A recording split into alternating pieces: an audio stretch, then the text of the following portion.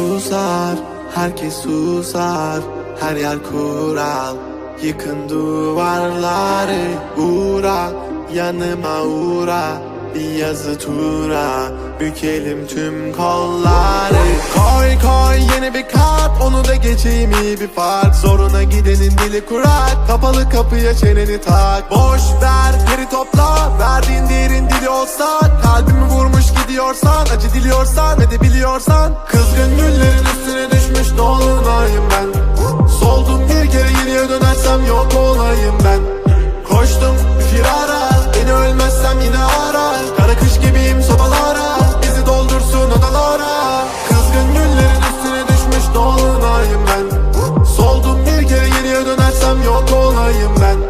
Koştum firara, beni ölmezsem yine ara. Kara kış gibiyim sobalara, bizi doldursun odalara.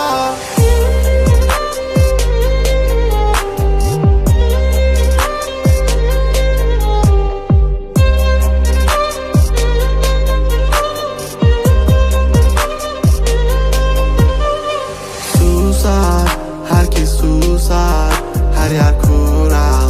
Yıkın duvarları, uğra, yanıma uğra. Bir yazı tura, bükelim tüm kolları. Normale döneceğim, hayatım versin istediğimi. Zorlama düşerim, şeytan duymasın dinlediğimi. Koy baba gitsin fırlavan, zorlama kadere trip atma. Trip atma, trip atma.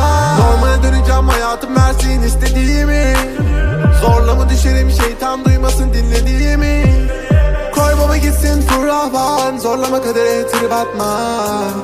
Trip atma, trip atma. Kızgın güllerin üstüne